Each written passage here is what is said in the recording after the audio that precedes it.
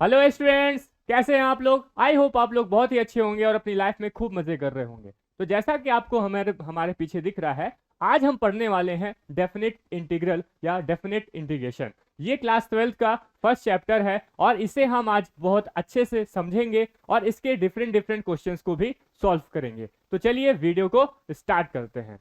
तो सबसे पहले हमारे पास यहाँ पे आता है कि डेफिनेट इंटीग्रल क्या होता है। हम 11th में इनडेफिनेट इंटीग्रल के बारे में पढ़ चुके हैं। तो क्या होता था indefinite integral?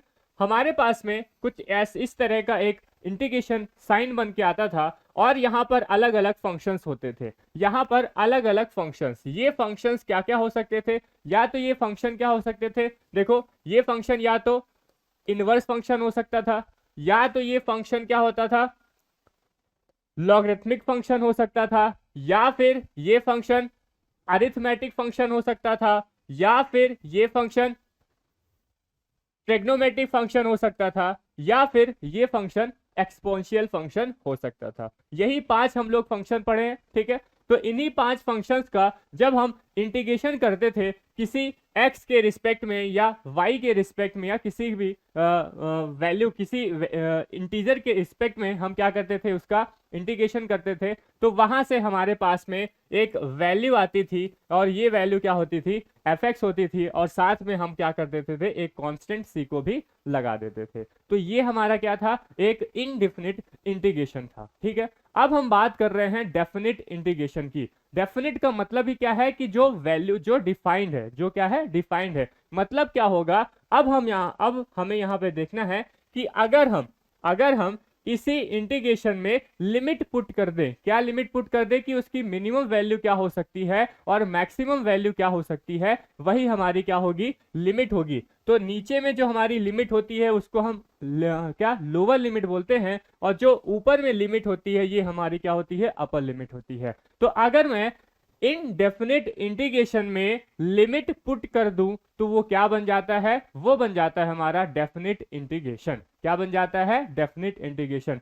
So definite integration is nothing but integration with respect to with limit. तो ये हम क्या कह देंगे इसको, ये हम कह देंगे डेफिनेट इंटीग्रेशन कह देंगे, ठीक है। अब हमने यहाँ पे लिमिट पुट कर दी। यहाँ पर हमारे पास कोई एक फंक्शन है, इस फंक्शन का जब हम क्या करते हैं, इंटीग्रेशन करते हैं, तो इसका इंटीग्रेशन क्या आता है, कुछ fx आता है। अब हम यहाँ पर क्या करेंगे, हम यहाँ पर अब a से b हम लिमिट पुट करेंगे, जहां पर b क्या है, अपर लिमिट है, और a हमारी लोअर लिमिट है। तो और प्लस पे क्या रहेगा, साथ में c रहेगा, हमारा कांस्टेंट रहेगा, ठीक है। अब हम क्या करेंगे, पहले अब यहाँ पर ध्यान देना है कि जो हमारी अपर लिमिट है उसको सबसे पहले हम इस fx में पुट करेंगे, उसके बाद माइनस साइन लगाएंगे, और जो हमारी लोअर लिमिट होगी उसको बाद में पुट करेंगे, ठीक है। तो चलिए पुट करते हैं। तो ये क्या आ जाएगा हमारे पास में, एफ बी मतलब x की जो भी वैल्यू होगी, जहां पर भी इस फंक्शन में जहां पर भी x लिखा होगा वहां पर मैं अपर लिमिट b को पुट करूंगा, माइनस लगाऊंगा, फिर इस x में जो भी वैल्यू होगी उसको हम क्या पुट करेंगे, वहां पर a पुट करेंगे, और ये हो जाएगा हमारा F B minus F A. Clear हो गई बात। डेफिनेट इंटीग्रेशन में क्या है, ये चीजें थोड़ी सी एक्स्ट्रा हमें करनी पड़ेंगी। तो समझ में आया कि इनडेफिनिट इंटीग्रल और डेफिनेट इंटीग्रल में क्या अंतर होता है। डेफिनेट इंटीग्रल में हमारे पास यहाँ पर लिमिट होती है कि उसकी जो जो x की वैल्यू है या फिर जो y की वैल्यू है वो कहां से कहां तक वेरी कर रही है, वो a से b तक वेरी कर रही है। तो जैसे ही यहाँ पर वेरी करेंगे, इसको हम क्या करेंगे, इसको सॉल्व करेंगे, तो हमारे पास एक डेफिनेट इंटीग्रल का सोल्यूशन निकल के आ जाएगा। क्लियर हो गई बात, ठीक है। अब हम क्या करेंगे, यहाँ पर डिफरेंट डिफरेंट क्वेश्चंस को बनाएंगे, 6-7 क्वेश्चन बनाएंगे आज, ठीक है। कुछ क्वेश्चन आपको होमवर्क में दिया जाएगा, उसके अगले वीडियो में और ज्यादा क्वेश्चन बनाएंगे, और इससे आपका जो डेफिनेट इंटीग्रल का जो कॉन्सेप्ट है वो आपको समझ में आएगा। इसका कॉन्सेप्ट जब हम क्वेश्चन को बनाएंगे तभी आपको समझ में आया। अलग अलग फंक्शंस के लिए अलग अलग यहाँ पर मेथड यूज होंगे, तो वो सारी चीजें हम यहाँ पर देखने वाले हैं, ठीक है। Okay next.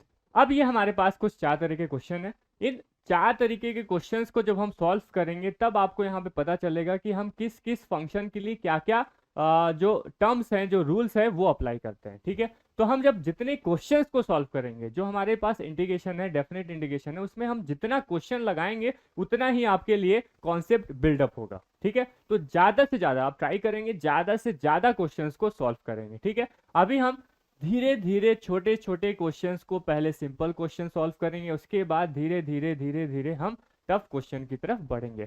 तो पहले हमारी ये जो 4 क्वेश्चन है वो एक तरह से सिंपल क्वेश्चन है, इनको हम सॉल्व करते हैं तो वहां से आपको पता चलेगा कि कैसे हम एक डेफिनेट इंटीग्रल को सॉल्व करते हैं। ठीक है, तो चलिए हम फर्स्ट क्वेश्चन से स्टार्ट करते हैं। पहला क्वेश्चन हमारा है, फर्स्ट क्वेश्चन क्या है?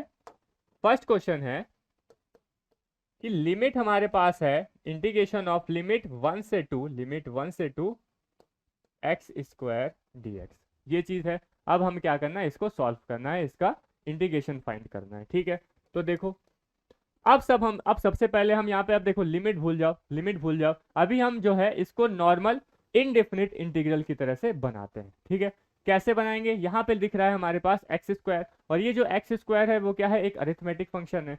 तो हम जब एक्स स्क्वायर, इस तरह के जो हमारे पास फंक्शंस होते हैं, अरिथमेटिक फंक्शंस होते हैं, उनको कैसे सॉल्व करते हैं, उसके लिए हमारे पास एक फॉर्मूलेज होते हैं। ठीक है, जब हम इनडेफिनिट इंटीग्रल्स को पढ़ रहे थे क्लास 11th में, तब हमारे पास क्या होते थे? हमारे पास इंटीग्रेशन के बहुत सारे फॉर्मूले होते थे। ये याद है क्या आपको? ठीक है, अगर फॉर्मूलेज जो हैं आपको नहीं याद है, क्योंकि वो बेस है, अगर आपको डिफरेंशिएशन या फिर इंटीग्रेशन के जो क्वेश्चंस है उनको सॉल्व करना है, अच्छे अच्छे क्वेश्चंस को सॉल्व करना है, तो उसका जो बेसिक है वो बेसिक है आपका जो फॉर्मूलेज है इंटीग्रेशन के, वो पता होने चाहिए। ठीक है, अगर आपके पास फॉर्मूले ही नहीं पता है तो आप इसको सॉल्व कैसे कर पाएंगे? ठीक है, तो आप क्या करेंगे, आप जितने भी इंटीग्रेशन और डिफरेंशिएशन के फॉर्मूलेज हैं उनको आप जहां पर भी पढ़ते हैं वहां पर चिपका दीजिए, एक किसमें पेज में लिख कर चिपका दीजिए, और डेली डेली का 1 से 2 मिनट में आपका वो रिवीजन हो जाएगा। तो उसको रिवीजन में लाते रहिए। ठीक है, इससे क्या होगा, आपको जब क्वेश्चंस को सॉल्व करेंगे, जब हम इंटीग्रेशन के क्वेश्चंस को सॉल्व करेंगे तो वहां पर फॉर्मूलेस यूज होंगे, तो वो फॉर्मूले आपको हमेशा रिकॉल होते रहेंगे। और अगर मान लेते पढ़ते टाइम पे जो हमारे फॉर्मूले हैं वो भूल भी जाते हैं, तो डायरेक्ट आपके निगाह जो है वो उस पेज पर जानी चाहिए जहां पर फॉर्मूले लिखे हैं, और तुरंत आपको वहां पर याद आ जाना चाहिए। ठीक है, तो बेस्ट सोल्यूशन इसका क्या है कि आप जहां पर भी पढ़ रहे हो, जो आपका स्टडी रूम है, वहां पर आप क्या करेंगे, उसमें एक पेज में सारे फॉर्मूलों को लिख के उसको चिपका दीजिए और डेली डेली का उसका रिवीजन करते रहिए। ठीक है, समझ में आया? तो चलिए अब इसको सॉल्व करते हैं। यहाँ पर लिखा हुआ है एक्स स्क्वायर। अब जब मैं एक्स स्क्वायर की बात करूंगा तो ये एक्स पावर एन का एक फॉर्मूला बन रहा है कि जब हम एक्स पावर एन का इंटीग्रेशन करते हैं तो क्या होता है, x power n plus 1 divide by n plus 1, मतलब जो भी एन होता है उसमें एक हम ऐड कर देते हैं, एडअप कर देते हैं। ठीक है, यहाँ पर n कितना दिख रहा है? 2 दिख रहा है। तो यहाँ पर इसका जो इंटीग्रेशन आ जाएगा वो क्या बन जाएगा? एक्स क्यूब डिवाइड बाई 3, ऐसा कुछ बन जाएगा, और बन जाएगा प्लस सी। यही तो हमारा क्या है? इनडेफिनिट इंटीग्रल है। अब साथ में क्या करना है, अब हमें बस यहाँ पर क्या अंतर आएगा, यहाँ पर हमें जो है वो लिमिट पुट कर देनी है। क्या पुट करना है? लिमिट को पुट कर देना है। ये जो हमारे पास 1 है वो क्या है? लोअर लिमिट है, और 2 हमेशा क्या रहेगा? अपर लिमिट रहेगा। ठीक है, हमेशा लोअर लिमिट क्या होगी? कम वैल्यू होगी, और अपर लिमिट की ज्यादा वैल्यू होगी, बड़ी वैल्यू होगी। ठीक है, ठीक है। अब उसके बाद देखो, इसके बाद हम क्या करेंगे, यहाँ पर हम लिमिट पुट कर देते हैं। सबसे पहले अपर लिमिट पुट करते हैं, सबसे पहले अपर लिमिट को पुट किया जाता है, उसके बाद लोअर लिमिट को पुट किया जाता है, और बीच में माइनस साइन लगा दिया जाता है। तो चलिए पुट कर लेते हैं। तो यहाँ पर आएगा हमारे पास में 2 क्यूब डिवाइड बाई 3 प्लस सी आएगा। ये हो गई हमारे पास अपर लिमिट। जहां पर x, जो भी वैल्यू यहाँ पर जहां पर भी आपको x दिख रहा है वहां पर हमें क्या पुट करना है? 2 पुट करना है। ऐसा c में भी पुट मत करते रहेगा, 3 में भी पुट मत करते रहेगा। यहाँ पे c और 3 क्या है? ये सभी कांस्टेंट है। ठीक है, वेरिएबल यहाँ पर क्या है? x वेरिएबल है। तो हम जो कांस्टेंट जो लिमिट पुट करेंगे वो वो कहाँ पर पुट करेंगे? जो वेरिएबल है वहां पर हम उसकी जगह रिप्लेस कर देंगे। एक तरीके से समझ सकते हैं कि x की जगह हम क्या रिप्लेस कर दिए? 2 को रिप्लेस कर दिए। समझ में आया? ठीक है, तो ये हमारे पास अपर लिमिट आई। फिर माइनस लगाएंगे, और उसके बाद लोअर लिमिट हमारे पास कितनी है? 1 है। तो हम x की जगह क्या कर देंगे? 1 को पुट कर देंगे, और बाकी सारी वैल्यू वैसे रहेंगी। तो ये बन जाएगा हमारे पास 1³ डिवाइड बाई 3 प्लस सी। कुछ बात समझ में आई? इतनी चीज़ें समझ में आई क्या आपको? ठीक है। उसके बाद देखेंगे ये हमारे पास 2 का क्यूब जो हो जाता है वो 8 हो जाता है बाई 3 प्लस सी माइनस में ये क्या बन जाएगा 1/3 और ये क्या हो जाएगा 1/3 और ये माइनस में आ जाएगा, है ना। कांस्टेंट किस में आएगा? माइनस में आ जाएगा। तो ये प्लस और ये माइनस हमेशा क्या हो जाएगा? Cancel out. इस ही केस की बात नहीं कर रहा हूँ, हर एक क्वेश्चन में जो हमारा कांस्टेंट है वो क्या हो जाएगा? कैंसिल आउट हो जाएगा। तो हम यहाँ पर अब हर एक क्वेश्चन के लिए ऐसा करते नहीं बैठेंगे, ठीक है।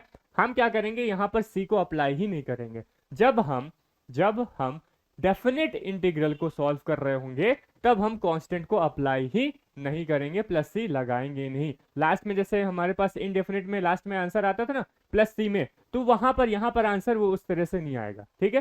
प्लस सी हमारा क्या हो जाएगा? कैंसिल आउट हो जाएगा। कैसे? ऐसे। समझ में आ रहा है? हर एक क्वेश्चन में, इसी क्वेश्चन में नहीं, हर एक क्वेश्चन में यही बात होने वाली है। समझ में आया? तो हम क्या कर देंगे, सी को हम अप्लाई ही नहीं करेंगे। तो यहाँ पे क्या बचेगा? बस 8/3 माइनस 1/3 क्या निकलेगा? ये हो जाएगा हमारे पास 7/3 और यही हमारा क्या बन जाएगा? आंसर बन जाएगा। यही हमारा आंसर है। क्लियर हो गई बात? समझ में आया? ये चीज क्लियर हो गई। तो ये हमारा बहुत ही सिंपल क्वेश्चन था। अभी हम नेक्स्ट क्वेश्चन देखते हैं और उसको भी सॉल्व करते हैं। अगर आपको समझ में आ रहा है तो आप सेकंड क्वेश्चन को बनाइए और फिर उसके बाद देखिए कितना मजा आता है बनाने में। मैथ्स को जितना बनाओगे उतना ही अच्छे से समझ में आएगा, ठीक है। अब सेकंड क्वेश्चन है कि इंटीग्रेशन ऑफ -4 से -1 1/x और इंटू dx, ये कुछ लिखा हुआ है। अब हम जानते हैं क्या, ये जो कौन सा 1/x है, इस 1/x का इंटीग्रेशन जब हम करते हैं तो उसकी वैल्यू क्या आती है? ऐसा कुछ हम जानते हैं क्या? अगर जानते हैं तो कुछ ऐसा जानते होंगे कि 1/x का जब हम इंटीग्रेशन करते हैं तो उसकी value log of mod of x आती है। क्या आती है? log of mod of x। क्योंकि x हमारा हमेशा पॉजिटिव में रहेगा, इस वजह से हम वहां पर क्या कर दिए हैं? मॉड को अप्लाई कर दिए। क्लियर है? समझ में आया? तो ये हमारे पास, अब यहाँ पे प्लस सी लगाएंगे क्या? नहीं लगाना है, प्लस सी लगाना ही नहीं है, ठीक है। हमारे पास में अब यहाँ पे प्लस सी लगाने की जरूरत नहीं है क्योंकि वो क्या लास्ट में क्या हो जा रहा है? कैंसिल आउट हो जा रहा है, इस वजह से उसको लगाना ही नहीं है, ठीक है। अब बस क्या करना है, हमें लिमिट पुट करनी है -4 से -1, -4 से -1, ठीक है। यहाँ पर -4 क्या है? लोअर लिमिट है और -1 क्या है? अपर लिमिट है। तो चलिए सबसे पहले हम क्या करते हैं, अपर लिमिट को पुट करते हैं कि लोअर लिमिट को? तो सबसे पहले हम अपर लिमिट को पुट करते हैं। तो चलिए पुट कर देते हैं। तो ये हो जाएगा हमारे पास log ऑफ x क्या है? -1 है तो मॉड ऑफ -1, फिर माइनस लगा देंगे और log ऑफ ये क्या हो जाएगा? मॉड ऑफ -4 हो जाएगा कि नहीं हो जाएगा? इतनी वैल्यू आएगी क्या? बताओ। ऐसा नहीं समझ पा रहे हो? ब्रैकेट हटा दे। चलिए तो ये क्या हो जाएगा? Mod of -4। क्लियर हो गई बात? ठीक है। अच्छा, तो मॉड ऑफ -1 ये क्या बन जाएगा? मॉड ऑफ -1 ये क्या बन जाएगा? log of 1। Mod of -1, mod के अंदर में कोई माइनस वैल्यू तो टिकती ही नहीं है, वो हमेशा क्या हो जाती है? पॉजिटिव हो जाती है। तो ये हमारा मॉड ऑफ -1 क्या बन गया? +1 बन गया, ठीक है। और माइनस में log ऑफ माइनस क्या? मॉड ऑफ -4, और मॉड ऑफ -4 क्या हो जाएगा? +4 हो जाएगा। हम जानते हैं कि जो log ऑफ 1 होता है, ये जो log ऑफ 1 है इसकी वैल्यू क्या होती है? 0 होती है। और माइनस में log ऑफ 4, तो हमारे पास आंसर क्या बन के आ रहा है? -log4। क्या बन के आ रहा है? -log4। और यही हमारा किसका आंसर है? 1/x का, जब हम इंटीग्रेशन किए किसके लिमिट में? -4 से -1 के लिमिट में। ठीक है, क्या समझ में आ रही है वैल्यू? चलिए आगे बढ़ते हैं, तीसरे क्वेश्चन को सॉल्व करते हैं। तीसरा क्वेश्चन क्या बोल रहा है? तीसरा क्वेश्चन है कि लिमिट 0 से 1 है और 1 divide by √1 + x + √x into dx लिखा हुआ है। इसको सॉल्व करते हैं। चलिए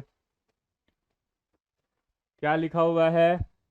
ये लिखा हुआ है हमारे पास लिमिट 0 से 1 divide by √1 + x + √x into dx, यही लिखा हुआ है। चलिए इसको सॉल्व कर लेते हैं। ऐसे ही लिखा हुआ है क्या, एक बार देख लेते हैं। यस, वही लिखा हुआ है। चलिए ठीक है। अब देखिए इसको कैसे सॉल्व करेंगे। इसको हम यहाँ पे देखिए, यहाँ पे है under root 1 + x plus under root x.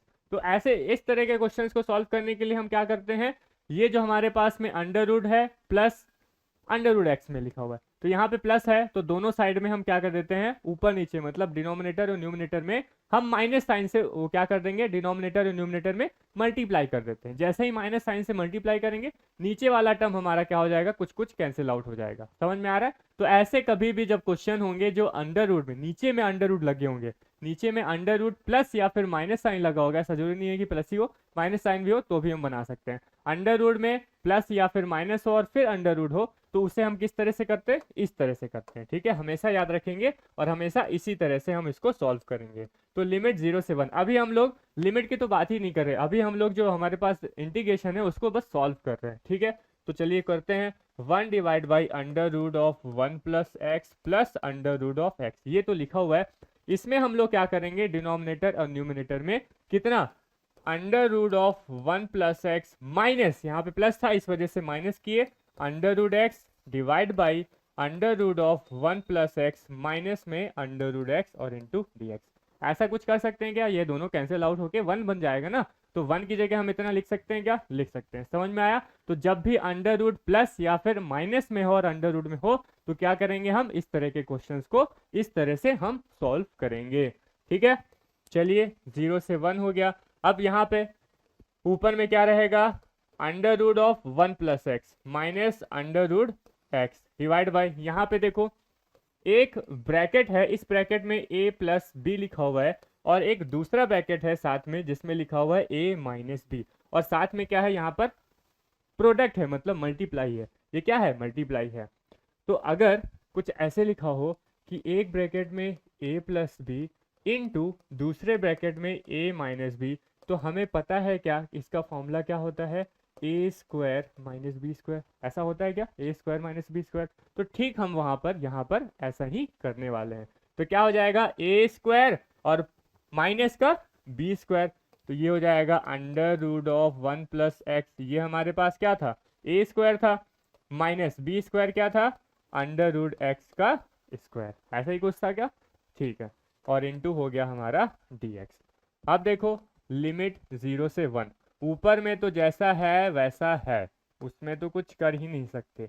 नीचे में देखो यहाँ पर ये क्या हो जाएगा, under root of 1 + x whole square लिखा हुआ है, तो अंडर रूट और ये स्क्वायर क्या हो जाएंगे, कैंसिल आउट हो जाएंगे। यहाँ पर बचेगा 1 + x और माइनस यहाँ पे क्या बचेगा, x बचेगा, क्या बचेगा, x बचेगा। समझ में आ रहा है। तो ये प्लस और ये माइनस क्या हो गया, कैंसिल आउट हो गया।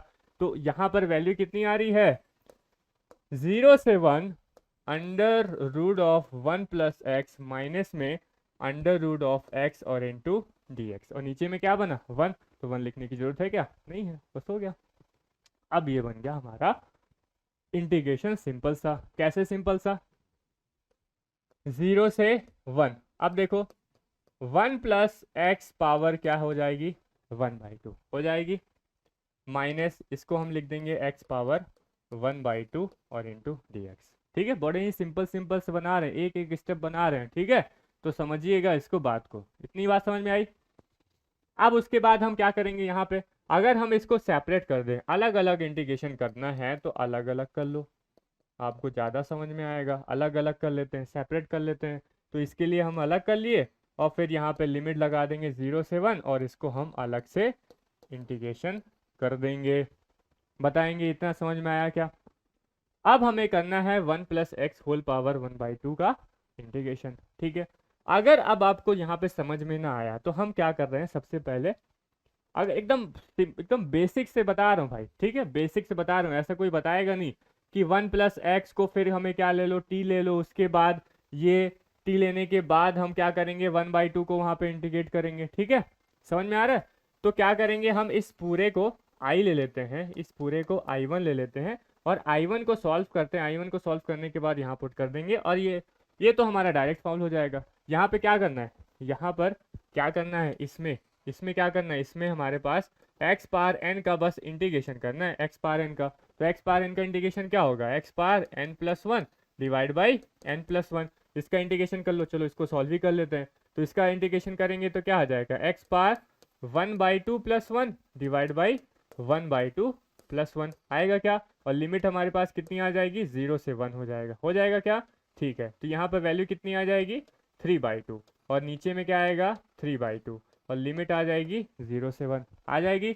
अब इस 3/2 को हम क्या कर लेंगे बाहर, क्योंकि ये कांस्टेंट, इसका तो कुछ होना नहीं है, बाहर कर लेते हैं। ये क्या हो जाएगा, 2/3 हो जाएगा, और हमारे पास आएगा x पावर में 3/2 और लिमिट 0 से 1 हो जाएगी। अब हम क्या करेंगे, अपर लिमिट और माइनस कर देंगे लोअर लिमिट में, तो ये हो जाएगा 2/3।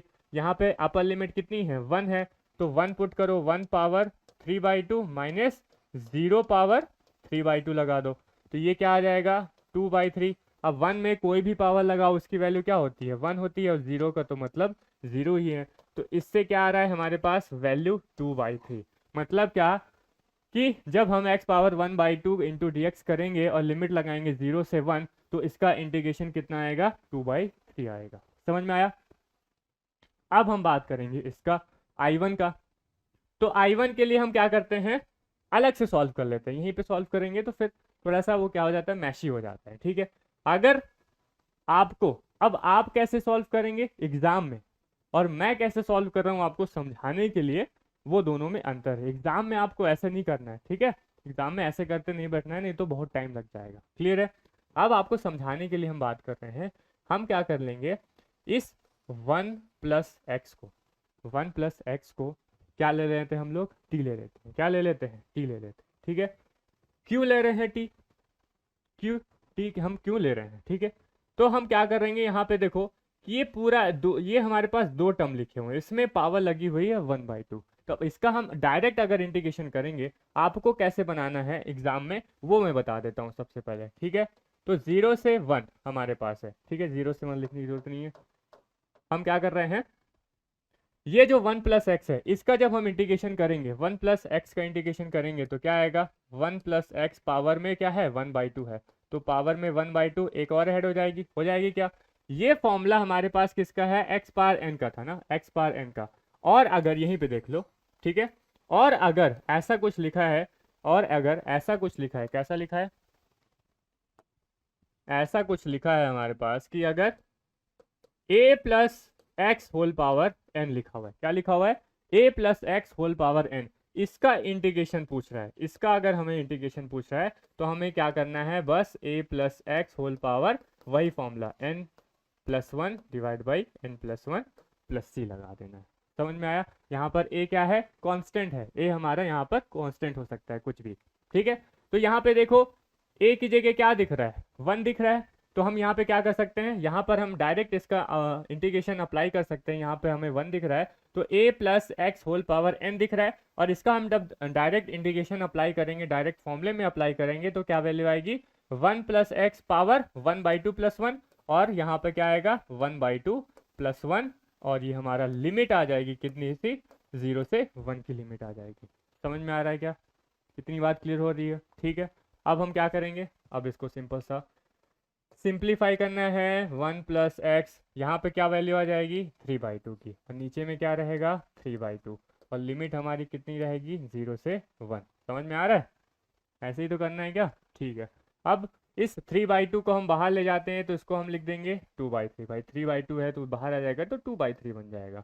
अंदर में क्या बनेगी वैल्यू, 1 प्लस एक्स पावर में 3/2, और लिमिट हमारी 0 से 1 है, ऐसे ही कुछ है क्या, ठीक है। अब क्या करते हैं, हम x की जगह पहले अपर लिमिट 1 पुट करते हैं और फिर लोअर लिमिट 0 पुट कर देंगे, तो ये हो जाएगा हमारे पास 2/3।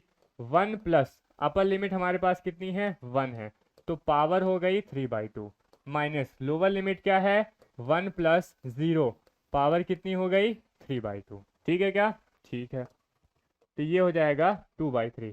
अब देखो 1 प्लस 1 कितना हो जाता है 2 हो जाता है, तो ये हो जाएगा 2 पावर में 3/2 और माइनस 1 पावर में कितना 3/2, तो ये हो गया हमारे पास में 2/3, 2 पावर में 3/2 और माइनस 1, इतनी वैल्यू आई। ये किसका एक सोल्यूशन था, ये सोल्यूशन था इसका।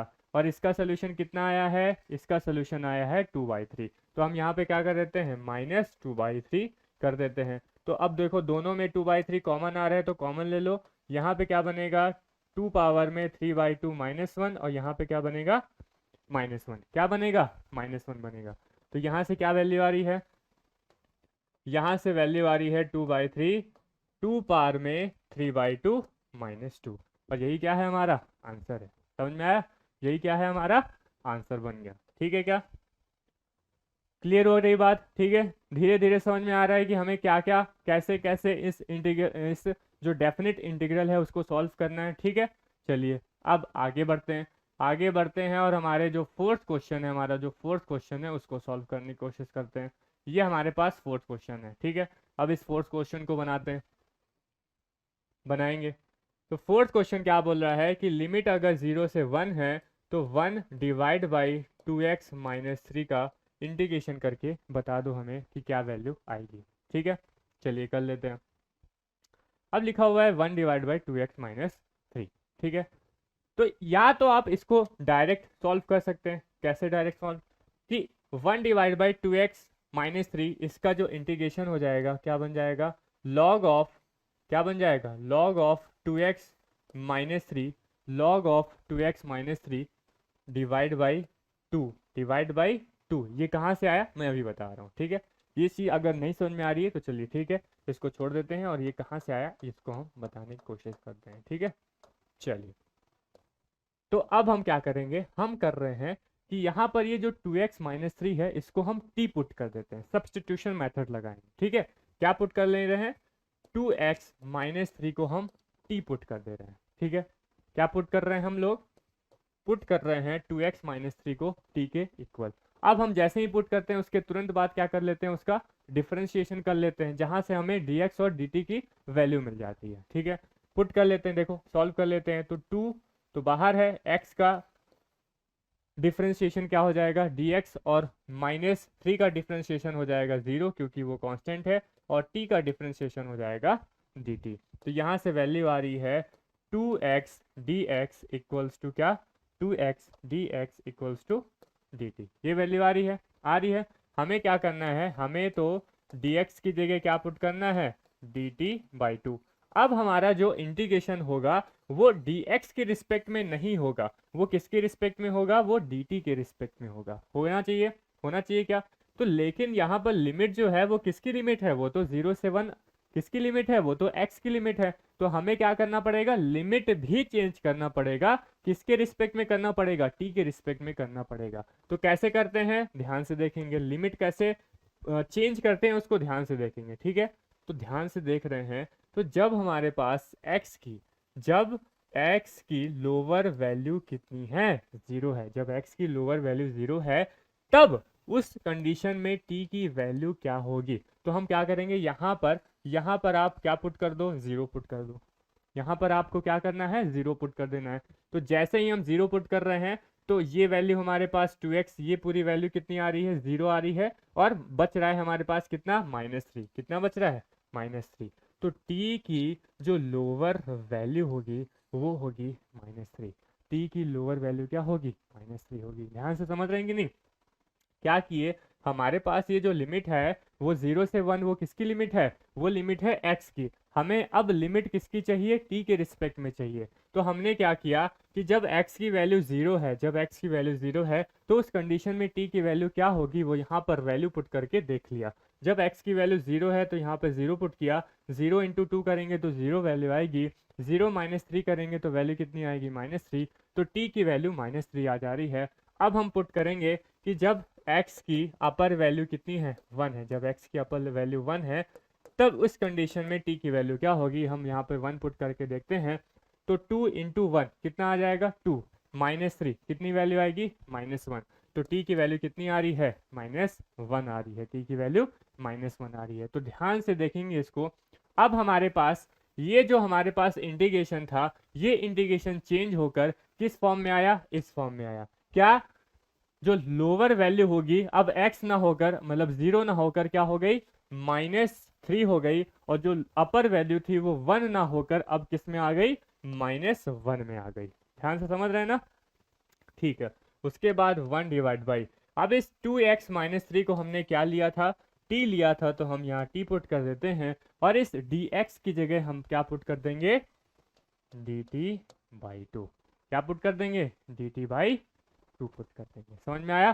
तो यहाँ से 1/2 हमारा बाहर आ जाएगा और वैल्यू आएगी -3 से -1, 1/t, और ये हो जाएगा dt के इक्वल। ठीक है, 1/t। अब देखो 1/2, अब ये 1/2 क्या हो गया, 1/t का हम डायरेक्ट इंटीग्रेशन कर सकते हैं। ये हमारे पास फॉर्मूला है डायरेक्ट में, क्या फॉर्मूला है, log ऑफ मॉड t, यही फॉर्मूला होता है, log ऑफ मॉड t। ठीक है, अब हमें क्या करना है, लिमिट पुट करना है -3 से -1, लिमिट किसकी पुट करना है, -3 से -1। ठीक है, पुट कर देते हैं, वैल्यू आएगी 1/2 log -1, पहले अपर लिमिट पुट करिए, फिर माइनस log -3, फिर लोअर वैल्यू पुट कर दिए क्या, ठीक है।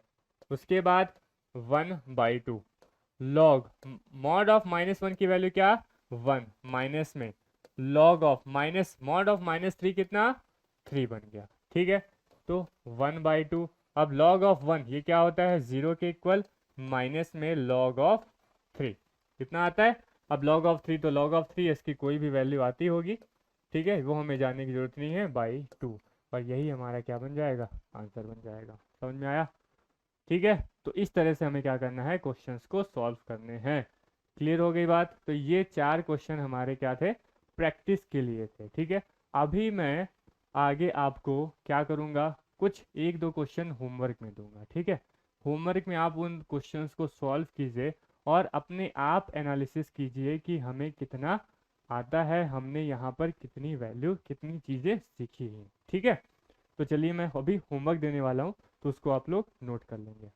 ओके, तो ये हमारे पास 3 तरह के क्वेश्चन हैं। इन 3 क्वेश्चन को आपको क्या करना है, होमवर्क करना है, घर से करके लाना है। आप घर में ही होंगे, लेकिन आपको क्या करना है, ये सॉल्व करने हैं इन 3 क्वेश्चंस को। अगर आप सॉल्व कर ले रहे हैं तो ठीक है, बहुत अच्छी बात है। अगर नहीं सॉल्व कर रहे हैं तो भी ठीक है। हम अभी जो आगे वीडियो आएंगे, इस वीडियो में हम इन क्वेश्चंस को, इस तरह के क्वेश्चंस को सॉल्व करेंगे। ठीक है, तो टेंशन लेने की बात नहीं है। अगर आप कर पा रहे हैं तो बहुत ही अच्छा है, अगर नहीं कर पा रहे हैं तो कोई टेंशन लेने की जरूरत नहीं, हम आपके साथ में हैं। ठीक है, तो चलिए मिलते हैं हम लोग नेक्स्ट वीडियो में, तब तक के लिए गुड बाय।